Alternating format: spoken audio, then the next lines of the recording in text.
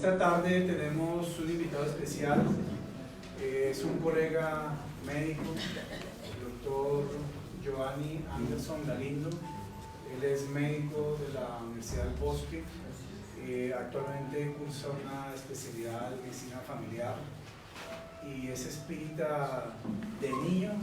Decíamos que seguramente desde antes, para haber tenido entrevistas, viene con esa tarea también de participar del movimiento espírita, de la doctrina espírita, y por lo tanto hace esas correlaciones entre la doctrina espírita y la salud, que es el tema pues, que vamos a ver el día de hoy. Él es el actual coordinador de la unidad básica de Sanitas de Usaquén, en su parte laboral actualmente. Entonces, le damos la bienvenida a Giovanni para esta tarde en la Casa Espírita para participar de este programa de conferencias públicas. El tema que nos va a disertar esta tarde, como ustedes ven ahí, se titula La salud entre el cuerpo y el alma. Verán ustedes, digamos, la integración y el conocimiento que vamos a aprender hoy a raíz de esta experiencia educativa de esta conferencia. Entonces, bienvenido, Giovanni, a la Casa Espírita. Buenas tardes para todos. Buenas tardes. Dar gracias a todos los que hicieron posible que hoy pudiéramos compartir este escenario para que pudiéramos aprender mutuamente durante la elaboración tanto de la presentación como el día a día, pues realmente nos llenamos más de vida a través de las experiencias que tenemos. Nos disponemos entonces a recibir el mensaje. Pido para que pidan por mí y tengamos una buena elocuencia al transcurso de estos 45 minutos, y esta presentación también va para todos ustedes. Gracias. Bueno, el primer concepto que debemos tener es, por la parte de Organización Mundial de la Salud, cómo definimos el concepto. Para nosotros, la salud es un estado físico completo de bienestar físico, mental y social, y no solamente la ausencia de afecciones o enfermedad. Esta definición está unificada en la Organización Mundial desde aproximadamente los años 50. Sin embargo, en el contexto integral, pues aún siguen faltando otros componentes que no son contrarios, sino realmente son complementos a todo lo que debemos manejar. Uno de ellos, para entrar en el tema, pues primero vamos a definir, para aquellos que todavía no tienen o hasta ahora están teniendo la aproximación con el espiritismo, cuál es la definición del espiritismo, cómo lo define la doctrina. Es la ciencia que trata del origen, la naturaleza y el destino de los espíritus, de sus relaciones con el mundo corporal y de las consecuencias morales que de esas relaciones se desprenden. ¿Por qué es importante conocer eso? Uno, estamos hablando de ciencia al hablar de espiritismo también, y al hablar de salud estamos hablando en el mismo lenguaje. Estamos hablando de la relación espiritual, de esa relación de esos espíritus y de esa otra realidad, y ya nos vamos a dar cuenta que el espiritismo no habla una cosa diferente y la parte de la ciencia y la salud habla otra. Y vamos a ver cómo integramos eso. Claramente la relación con este mundo corporal, y todo esto nos debe servir para evolucionar tanto intelectual como moralmente, que es parte de la idea de lo grande. Joana de Angelis, en la obra Psicografía de Momentos de Salud por Libardo Pereira, define la salud que es consecuencia de diversos factores que conjugan en pro de la armonía psicofísica de la criatura humana. Es una definición donde empezamos a ver o a integrar algo más allá de solo el cuerpo físico. Cómo realmente desde el plano espiritual siempre estamos acompañados de esa existencia y de esa realidad. Otra de las definiciones más cortas, pero al mismo tiempo un poco integrales, es la que nos da Emmanuel en su obra El Consolador, escrito psicografiado por Chico Javier, donde define que la salud es la perfecta armonía del alma. Con esa definición tenemos para meditar mucho tiempo el comprender la integralidad de lo que quiere decir una frase de un solo renglón. Y hacia eso es a lo que queremos integrar toda esta área de trabajo que tenemos. ¿Qué estamos viendo hoy en día desde la parte científica, desde la parte médica? La Organización Mundial de la Salud ha incluido la espiritualidad como una dimensión de la calidad de vida. Entonces no es algo diferente. Dentro de la ciencia se habla del concepto espiritualidad, completamente diferente a hablar de religión, hablar de las institucionalidades o creencias o rutas de pensamiento. Esto es la escala, lo que vemos acá, de qué tanto se han venido presentando investigaciones formales desde la ciencia sobre la espiritualidad. En los últimos años vemos en una sola base de datos donde se suben los artículos científicos más importantes sobre el desarrollo de ciencia, que hay más de 13.000 artículos documentados, estructurados y publicados científicamente que hablan sobre este tema. Vemos cómo esa transformación del mundo se va presentando también desde la parte científica. Dense en cuenta acá cómo a través de los años la cantidad de investigación se ha ido aumentando progresivamente. Es una realidad a la cual estamos expuestos y a la cual, si nos da la curiosidad, si queremos indagar, tenemos todas las herramientas para hablar de ello.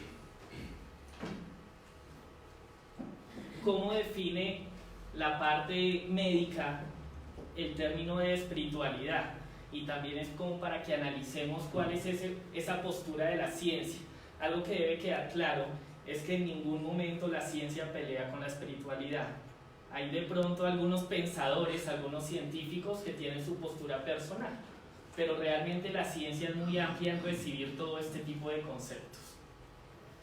Define la espiritualidad como una dimensión de la experiencia humana relacionada con la realidad trascendental, lo sagrado o la realidad absoluta.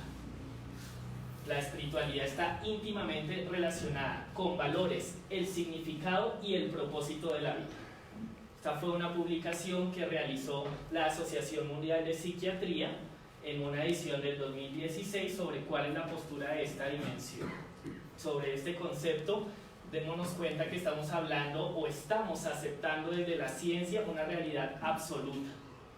Al tocar esta dimensión, al hablar de que el cuerpo o de que la salud es solo la parte física, no estamos incluyendo todo. No es porque sea falsa la denominación, pero aquí damos cuenta que esa espiritualidad incluye esa realidad. No estamos hablando de suposiciones o solo de creencias. Muchos dicen que la ciencia ve la espiritualidad como la creencia de alguien en algo, pero la definición que estamos viendo es que lo están definiendo como una realidad y como una realidad absoluta. En el libro de los espíritus, en la pregunta 7.18, se pregunta al plano espiritual: ¿la ley de la conservación nos obliga a proveer a las necesidades del cuerpo? ¿Y cuál es la respuesta del mundo mayor? Así es. Sin fuerza y sin salud, el trabajo es imposible. Debemos empezar a ver esa realidad de cuidar el cuerpo, cómo va a repercutir en las otras áreas. Esa ley de la conservación de la realidad y de la creación de Dios van ancladas a todas. Sin salud, la ley del trabajo también se empieza a ver afectada y estaríamos no dando los pasos correspondientes a lo que el designio de la creación y de Dios nos tiene paso a paso sobre esto. Entonces ya vemos que desde siempre que se ha estructurado la doctrina, hemos estado hablando del concepto de salud. Parte de las enseñanzas, ¿cuál es? ¿Cuál es esa constitución del ser humano? En esencia, de forma general, porque perfectamente eso nos puede dar para otro tipo de charlas, es que esa constitución la tenemos el espíritu, que somos nosotros, cada uno de nosotros, tenemos un cuerpo físico, y lo que nos ancla o lo que nos vincula de una manera directa entre los dos es el periespíritu, esa sustancia semimaterial que, dependiendo a los términos o a las corrientes de pensamiento, la definen de muchas formas, y tiene muchas otras capas, como hablar de una cebolla y sus múltiples capas al hablar del perispíritu. Pero a grosso modo que es importante tener en cuenta de que somos integración de esas tres cosas, que somos seres espirituales con un cuerpo y no al revés, no somos un cuerpo que tenemos un espíritu. ¿Listo? La doctora Marlene, que fue la fundadora de la Asociación Médico Espírita Internacional y la de Brasil, en una de sus obras, El alma de la materia, nos define que el espiritismo desvela una nueva visión, un nuevo ser humano, y sus principios se han revelado en perfecta concordancia con los nuevos paradigmas de la ciencia, sobre todo con avances como la física cuántica. ¿Qué estamos queriendo? Que desde 1857, con la publicación del Libro de los Espíritus, ya tenemos herramientas, y como lo vimos en la definición, hablar de espiritismo es hablar de ciencia, y en eso tenemos que ir en concordancia para ver qué elementos nos sirve, podemos aplicar y podemos aumentar y expresarle al resto. ¿Cuáles son los paradigmas de la ciencia? Uno de ellos es un libro que utilizamos nosotros, que es la Clasificación Internacional de Enfermedades. Para la ciencia, para la medicina, lo que no está en este libro no lo consideramos como una enfermedad. Entonces ahí empezamos a unificar los conceptos. A cada enfermedad le asignamos un código, llámese hipertensión, llámese diabetes, llámese obesidad, cualquier patología tiene un código y debe estar registrado en esta categoría para considerarlo algo patológico y algo para tratar desde la ciencia. Y uno de esos diagnósticos, ¿cuáles lo consideran ahí? En el CIE-10, que es la clasificación que actualmente estamos utilizando, sin embargo ya salió una nueva edición, es el trastorno de trance y posesión. La ciencia médica considera que la posesión es una alteración patológica, y estamos hablando de algo diferente a una esquizofrenia, diferente a alucinaciones, que son otras enfermedades con otros diagnósticos. En una de las presentaciones que tuve la oportunidad de hacer esto en la Clínica del Bosque, cuando estábamos rotando ahí, una de las preguntas del personal médico fue: listo, eso es del CIE-10, pero ya salió el CIE-11, ¿será que lo mantuvieron o no? ¿Lo sacaron o no? Porque a través de los nuevos estudios es que yo filtro y quito enfermedades. En el CIE antiguo consideraban la homosexualidad una enfermedad, y a través de los estudios que dijeron, no, eso no es una enfermedad, sáquelo de esa clasificación y continuemos avanzando. Entonces, en el momento de la exposición solo teníamos el dato del CIE-10, respuesta que no supe responder en ese momento. Tarea que me puse apenas salí de esa charla. ¿Y qué vimos? Efectivamente en el CIE-11 la mantienen. Para responder en cada patología y mantenerla dentro de la Organización Mundial debemos tener el soporte científico. ¿Y qué nos dice el CIE-11? Que efectivamente cambia la nomenclatura, pero consideran el trastorno de trance y posesión como una enfermedad. ¿En qué sentido? Cuando afecta al entorno social. ¿Qué aclara o qué es lo que nos dice la Organización Mundial frente a esta patología? Que si esas experiencias espirituales no afectan el entorno social y son aceptadas culturalmente, no son una enfermedad. Por lo menos ahí dice uno, bueno, no estoy enfermo. ¿Sí? ¿Qué estamos diciendo y qué está aceptando? Que cuando afecta el estado de esa persona se considera anormal.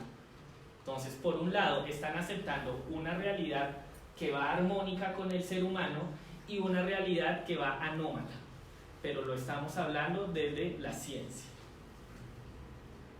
Que se han realizado a través de los años y ahorita con los nuevos desarrollos científicos e imagenológicos, estudios sobre eso.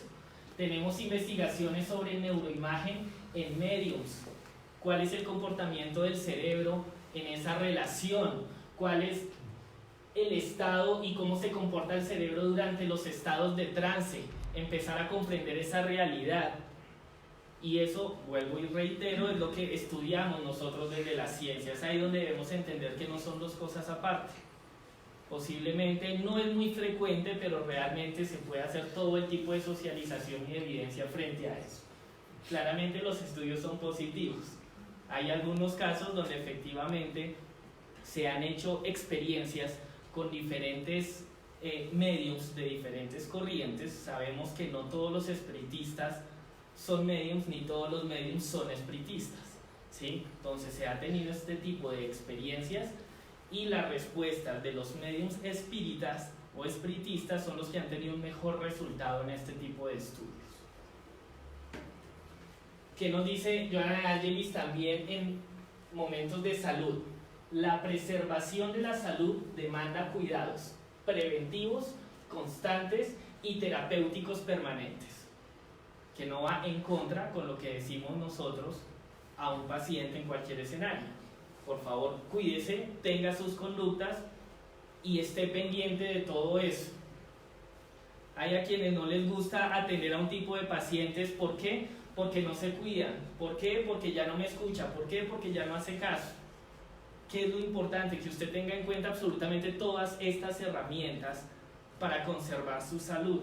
Ya vamos a ver ahorita más adelante, de nada me sirve tomarme una pastilla y que esa pastilla haga todo el resto del trabajo. Entonces, ¿qué es importante? Empezar a evaluarnos cuáles están siendo nuestros cuidados preventivos. Ahí de paso la cuña de salud, espero que estemos comiendo bien, desayunando bien, que estemos cenando bien, ¿sí? Que estemos haciendo actividad física. Hay veces le sacamos el cuerpo a muchas cositas, pero depende de nosotros ese cuidado y a sí mismo. No solo por el hecho de comer mal, no quiere decir que ya estemos haciendo las cosas bien. Hay mucha gente que vemos en el consultorio día a día, pero es que yo como muy sano y aún así sigo mal.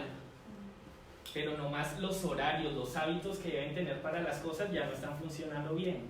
O incluso así, estoy comiendo bien, estoy haciendo ejercicio y aún así me enfermo. No, pues entonces ¿para qué me cuide? Más bien sigamos comiendo ahí cualquier cosa. Más bien veamos televisión. Ahí es donde uno entra a explicar esto, que no solo es comer bien, dormir bien y estar bien, sino hay otros componentes que nos enferman y otros componentes que nos ayudan a salir de esa condición de enfermedad. Eso también lo vemos a través de ¿qué? No solo de la experiencia actual, también lo tenemos a través de las experiencias anteriores, de toda esa carga que venimos de las existencias anteriores. Y hablar de reencarnación en un tema de salud, hablar de reencarnación en la ciencia, eso suena como loco, pero nos damos cuenta que también tenemos estudios sobre eso. No es algo que solo la doctrina espírita esté hablando o aceptando como el punto de reencarnación. Tenemos investigadores, doctores. Acá tenemos al profesor Hermendran de la India, donde reporta y estudia más de 1200 casos de reencarnación, haciendo un filtro, al igual que el doctor Ian Stevenson de Estados Unidos, donde ha publicado más de 2600 casos de reencarnación. Casos que están documentados, están registrados, están filtrados, con todo el rigor científico que tiene de que los pacientes que están en estudio no estén con un manejo farmacológico alterado, que no tengan una alteración cognitiva que pueda sesgar el tipo de resultado, que los sitios o los escenarios no estén involucrados con la persona a la que se está estudiando. O sea, realmente tenemos buenos registros científicos que confirman eso. Entonces reiteramos, hay veces nos da miedo a nosotros hablar y aceptar lo que aprendemos en un lado y al otro lado no. Pero acá efectivamente lo estamos viendo que sí lo tenemos de forma presente todos esos estudios. Dentro de los estudios y las investigaciones en salud tenemos los estudios más simples, que son el reporte de caso, que es que un profesional identifique algo exótico, algo extraordinario, algo único y sea tan interesante que debería uno publicarlo, hablar de este caso. Sin embargo, como peso científico en investigación realmente no es muy relevante, es un caso aislado. A través de los diferentes tipos de investigación llegamos al top de investigación, al top de los resultados científicos, que son los metaanálisis y las revisiones sistemáticas. ¿En qué consiste ese tipo de investigación? en coger mucha información de diferentes sitios y filtrar todo eso, depurar. Es ahí cuando vemos que algunos estudios dicen sí, otros no, entonces necesitamos ir aún más arriba en investigación y coger mucha más información y definir eso. Aquí hago ese punto, aquí hago ese comentario, que tenemos una revisión sistemática de la evidencia científica sobre las terapias espíritas. Están poniendo a la luz de la ciencia si los pases están funcionando, si la relación fraterna está funcionando, si el agua fluidificada está funcionando, si la acción voluntaria de asistir a estos centros funciona o no funciona en el término de mejorarnos en salud. Y los resultados efectivamente siguen siendo positivos.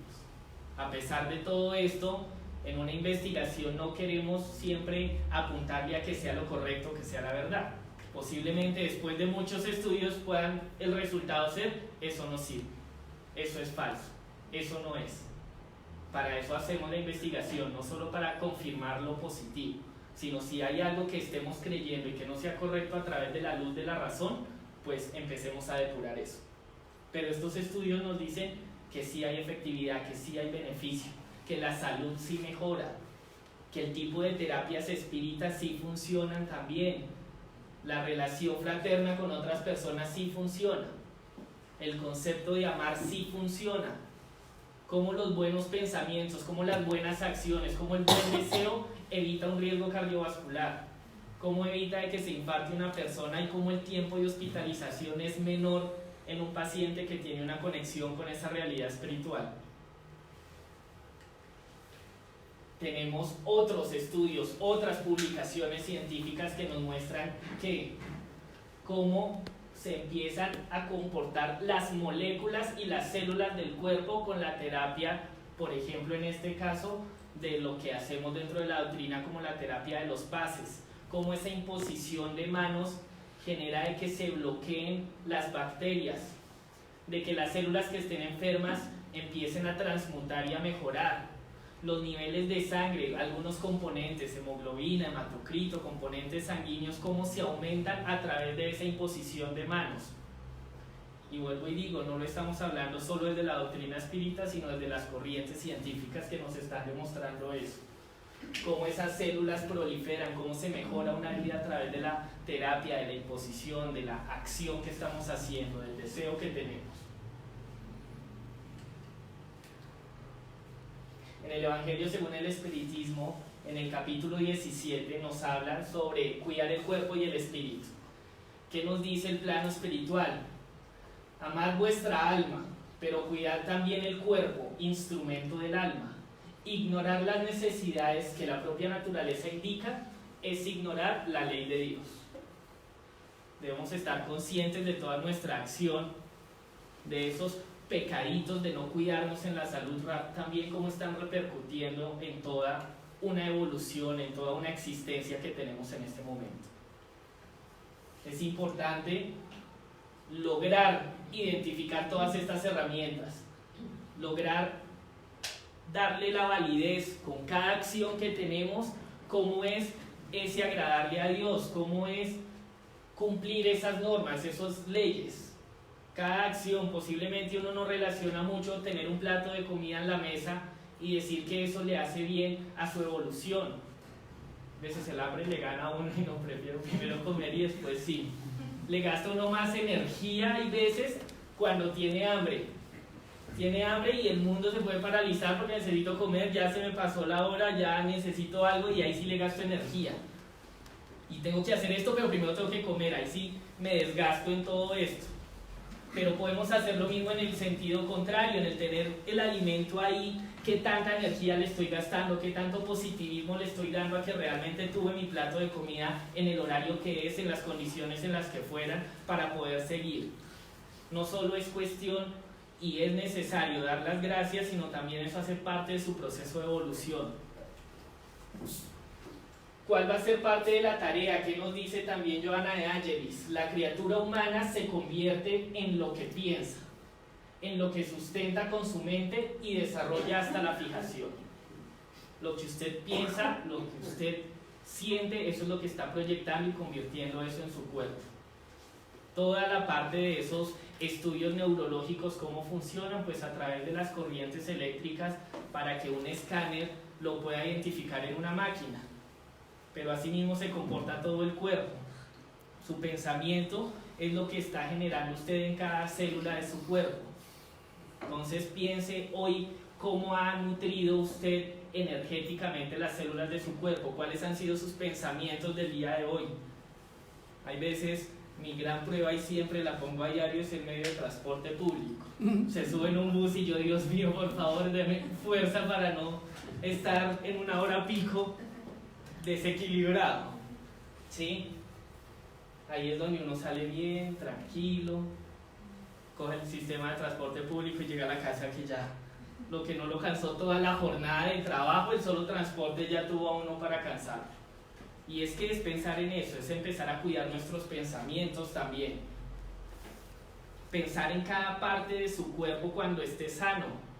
Uno piensa en la parte del cuerpo, por lo general es cuando le duele. Tengo dolor de estómago, uy, pues porque me dolió. Cuando piensa uno en el dedo pequeño del pie, bueno, ahí sí le pongo la atención después del borde de la cama en la patadita, ¿sí? Pero así mismo hay que pensar en todas sus partes del cuerpo cómo están armónicamente. Pensar en nuestro corazón, pensar en nuestros pulmones, en todo nuestro sistema digestivo, en todo nuestro sistema reproductor, en todo nuestro cerebro, en nuestra piel, en nuestros nervios, en nuestros músculos estando bien, en todas esas capas que recubren todos esos órganos, en todas las glándulas que se empiezan a secretar toda la regulación hormonal en nuestro cuerpo, que aunque no lo vivamos de forma física por dolor, debemos sentirlo, debemos vivirlo siendo conscientes de todas esas experiencias. Que si usted en este momento no tuviera una extremidad, si en este momento no tuviera la posibilidad de ver cómo estaría viendo hoy las cosas, si le dijera que hoy es el último día que tiene para escuchar, ¿qué es lo que quisiera escuchar hoy? Si le dicen que tiene 2 horas y pierde la capacidad de hablar, ¿qué es lo que dirían estas últimas 2 horas? Es empezar a desarrollar ese tipo de emociones positivas, cargar al resto también de esas cosas positivas. Así que hay tareas para que cada uno se ponga y se lleve, y no solo con ustedes, sino que las puedan expresar a los demás. Ya vamos a ver por qué, no solo por interés, porque es chévere. ¿Qué vemos? En la Génesis, en el capítulo 14, sobre los fluidos y las curaciones, ¿qué nos dice? La curación se opera mediante la sustitución de una molécula nociva por otra molécula sana.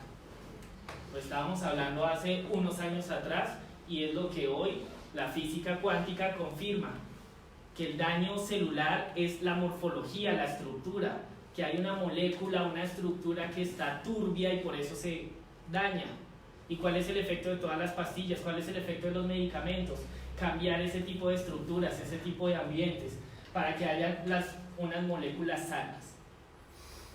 El poder curativo será proporcional a la pureza de las sustancias inoculadas.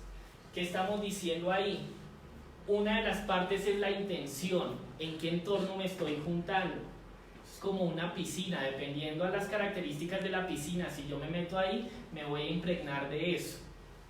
Entonces debemos estar conscientes cuál es el ambiente en el que estamos, de qué nos estamos cargando a los sitios en los que estamos y qué es lo que estamos nosotros aportando en esos ambientes en los que estamos, cómo estamos cargando todos nuestros sitios, nuestro hogar, nuestra habitación, nuestro baño, nuestro trabajo, con qué energía estamos cargando eso y cómo estamos convirtiendo ese tipo de poder que tenemos cada uno de nosotros. En una de las psicografías de Divaldo nos dice también su mentora: toda curación procede de Dios. Como Dios es amor, he aquí que el amor es esencial en el mecanismo de la salud. Si yo no amo, no voy a curar. Si no me amo, no me voy a curar. Hay veces la gente cree más en uno que uno mismo. La gente le dice: oiga, usted sí puede, oiga, salga adelante, y uno es el que se bloquea diciendo: no no, yo no puedo, no, yo no quiero, no, yo no debo. Pero des en cuenta toda esa capacidad que tenemos ahí para poder explotar y para tener ese contacto y esa relación con Dios para curarnos. También en el libro de los mediums nos hablan de una categoría de mediumnidad, los mediums curativos. ¿Cuál es la característica de esta? Consiste en curar.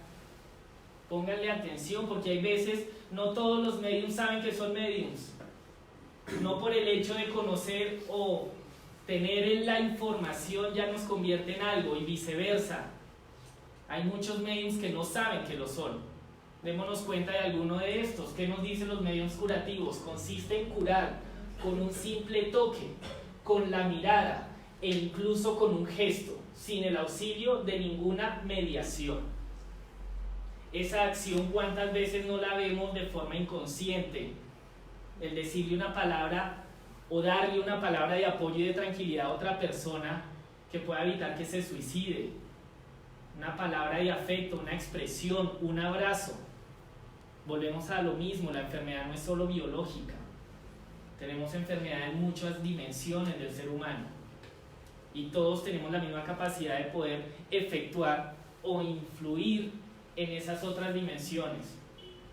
Entonces démonos cuenta cuáles han sido las acciones que nos han hecho y que nosotros podemos hacer con un simple gesto, con una simple palabra, con un simple toque. ¿Qué nos dicen también en el libro de los mediums? Una pregunta sobre la salud. ¿Los espíritus pueden dar consejos sobre la salud? A lo que responden: la salud es una condición necesaria para el trabajo que debe uno hacer en la tierra. Por esto se ocupan de la salud con gusto, pero como entre ellos hay ignorantes y sabios, tanto para esto como para lo demás, no conviene dirigirse al primero que llega. Dijimos que nosotros éramos espíritus, eso incluye también al plano físico, material. ¿Qué tipo de consejos estoy recibiendo de todo el mundo en nuestras condiciones de salud?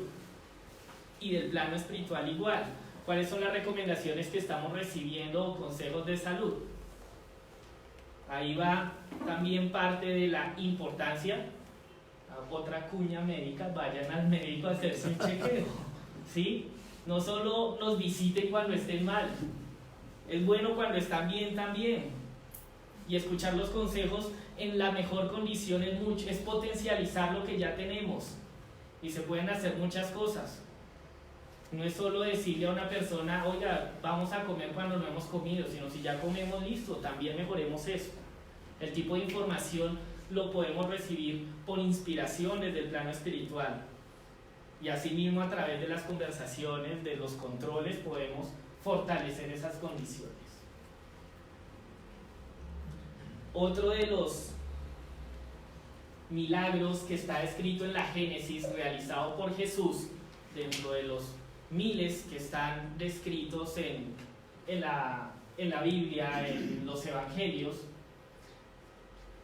me llamó mucho la atención sobre la pérdida de la sangre de la mujer que tenía una hemorragia uterina de 12 años de progreso, porque es algo inusual frente al resto de milagros, porque en esto la intervención que tuvo fue unidireccional, el efecto que se presentó. La mujer que tenía una hemorragia, que había gastado todo su dinero con todos los posibles tratamientos fallidos, ante la visita del Maestro Jesús, simplemente quería ella tocarlo. ¿Y qué fue lo que hizo entre tanta multitud? Y alcanzó a tocar sus prendas. Y ahí fue cuando, ¿qué dijo el Maestro? ¿Quién me ha tocado? Los discípulos que dijeron, pues, hay como mucha gente al lado. Sí, hay mucha gente como que ¿quién me ha tocado? Pero estaba claro todo ese escenario que estaba viviendo esa experiencia ahí. ¿Qué fue? Que no fue dirigida propiamente por el Maestro en cuanto a voluntad, sino su irradiación fue tan grande y fue tal el deseo de esta persona tocarlo que atrajo automáticamente esa curación. Claramente hubo una conexión ahí con el Maestro y él fue cuando identificó quién me ha tocado.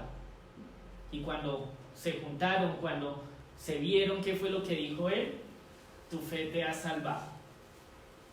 No solo corresponde a que otros me ayuden, no solo corresponde a que el otro haga por mí para yo sanarme, sino está en la capacidad de cada uno de nosotros buscar esa condición, tanto física, espiritual, social, psicológica, ambiental. No esperemos a que cambien de forma milagrosa o de forma espontánea o rápida nuestra condición de salud. Tenemos que trabajar nosotros en ello. Tenemos que evaluarnos nosotros en todo este progreso.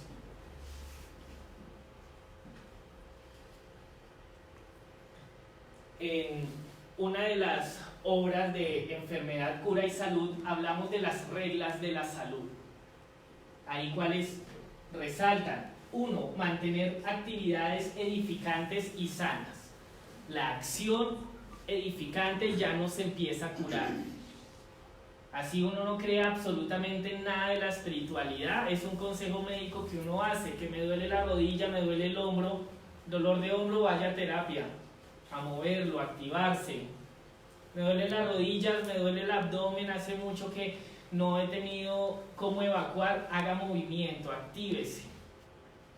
Son consejos clínicos básicos y ustedes deben tenerlos un poquito más allá porque estamos compartiendo todo este escenario un poco integral. Ustedes pueden dar ese tipo de recomendaciones, esa actividad, activar al resto de la gente para controlar y mejorar ese espacio de salud. Procurar la ayuda médica. Vayan también al médico. Sí, por favor. Es importante también llenarnos, aclarar las dudas. Uno se da cuenta que en la consulta le llegan muchos pacientes con muchos mitos y con mucha información falsa. En internet encuentra uno de todo. Que no me tomo el antihipertensivo porque da cáncer, que eso, el omeprazol, eso Alzheimer, que mejor no, el inhalador género dependencia. Entonces hay un poco de cosas que ante la duda, consulte. Ante el dolor, consulte. Es importante consultar, es importante ir a las fuentes que tienen esa información. Practicar hábitos de vida saludable, recomendaciones nutricionales, estar comiendo bien. Otro tip, comamos mínimo 5 veces al día, desayuno, almuerzo, cena, algo de medias 9 en la mañana, algo de medias 9 en la tarde. Sí, es como difícil, ¿no? Sí. Comer las frutas en la porción de fruta. Disfruten el sabor de cada fruta que tengan en su mano. Vivan esa experiencia del sabor en su boca. Parte de la terapia, incluso para el manejo del dolor, son terapias de apropiarse de esa realidad en la que se está viviendo cada segundo. Una persona a la que yo no le puedo quitar el dolor, tengo que adaptarla a vivir con ese dolor, desde la parte clínica. ¿Y cómo lo hago? A través de que viva la experiencia del hoy, de la hora y de cada momento. En este momento, cada respiración que usted está llevando a los pulmones, ¿con qué intensidad la está viviendo? Si en este momento usted tuviera un paro respiratorio, lo viviría completamente diferente la ausencia. Pero asimismo disfrute la capacidad que tiene de poder inhalar profundamente, de sentir cómo su cuerpo se expande, cómo a través de esa inhalación no solo recibimos oxígeno, sino recibimos un tanto de fluidos del mundo espiritual para que nos vitalice cada parte de nuestro cuerpo. Ayudamos a transportar todo ese tipo de cosas. Evaluemos nuestros pensamientos, ese sí lo metí ahí adicional. ¿Sí? Evaluemos nuestros pensamientos. Pónganse a la tarea, así como no se toma una pastilla por horario, póngase una tarea también por horario, en dar gracias, en ayudar a alguien, en darle una sonrisa a alguien, en brindarle la mano a alguien. Muchas veces nos sentamos, incluso acá, y no sabemos quién está atrás, a mi derecha ni a mi izquierda, ni lo conozco, ¿sí? Estoy conviviendo, estoy intercambiando energía con un poco de seres al lado y como que eso no es conmigo, pero sí es conmigo. Así que ahorita cuando termine, si no sabe quién es, ay, me da mucho gusto, estuve casi una hora detrás suyo, ¿sí? Es importante reconocer ese ambiente. Esas son medidas de prevención. Incluso yo también hago parte de un grupo de rescate, de prevención y atención de emergencias y desastres. Y en esos estudios de riesgo uno mira eso. Uno cuando entra a un escenario pensando como rescatista en este momento, uno mira siempre cuáles son los factores de riesgo. Si ocurriera un terremoto en este momento, cuáles son las salidas, cuáles son los factores que benefician, cuáles son los factores de riesgo, hacia dónde cojo, a quién tendría que ayudar, dónde hay algún material para que me sirva de ayuda. Y ese tipo de reflexión la podemos hacer a diario, con todo nuestro entorno, con todos nuestros pensamientos. ¿Todo esto a qué nos lleva?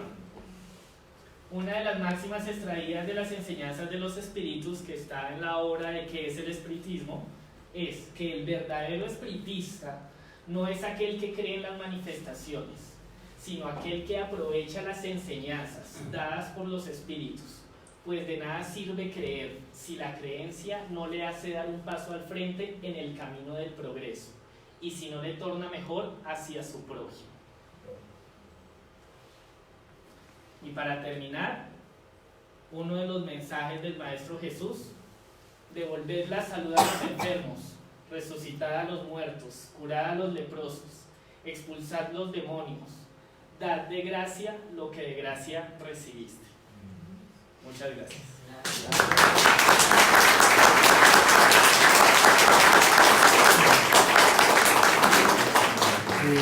Una pregunta que hay en el internet de uno de nuestros televidentes.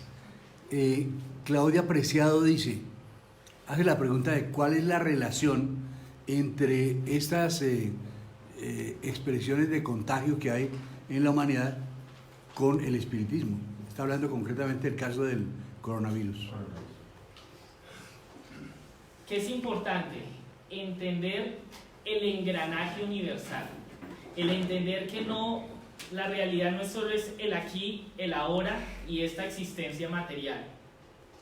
En esos procesos que estamos viviendo de transición planetaria, esa transmutación de energía que tenemos, que no va solo en los casos individuales, el objetivo no es solo progresar como individuos, sino progresar también como colectivo, como hermanos, es precisamente darnos cuenta de esa realidad, darnos cuenta de que los cambios y la evolución es una ley innegable. Esos procesos ¿a qué nos llevan? ¿A qué nos lleva el proceso de enfermedad? A tener la salud, a tener la curación. ¿Cómo apreciamos nosotros el día? Porque existe la noche. ¿Cómo apreciamos nosotros el calor? Porque existe el frío. ¿Cómo apreciamos nosotros el alimento y el estar bien? Porque está la enfermedad. ¿Y qué ha pasado a través de los años en la ciencia? ¿Cómo es que hemos avanzado? A través de una situación quizá negativa, se despiertan y se maneja todo el tipo de recursos intelectual y moral para salir adelante. ¿Cuántos estaban pensando en Australia hace 2 o 3 meses? ¿Por qué no pensamos en los hermanos de las otras partes del planeta?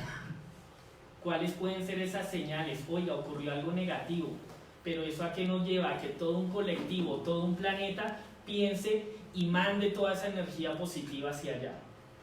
¿Sí? La capacidad que tiene la oración de transmutar la energía y de esa energía que se produce con la oración empieza a equilibrar todas esas situaciones negativas que ocurren en el mundo. Plagas no solo tenemos coronavirus, ahorita en todo África también se están generando nuevas pandemias.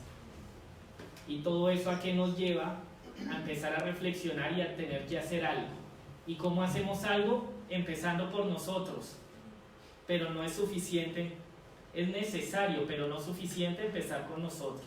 Podemos empezar a expandir todo este tipo de apoyo y de trabajo en general.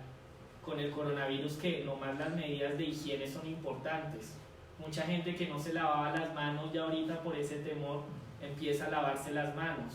Empezamos a tener un manejo de residuos, empezamos a tener un poco más de precaución con ese entorno, y eso ¿qué hace? Que nos mejoremos como individuos y al mismo tiempo en nuestro entorno.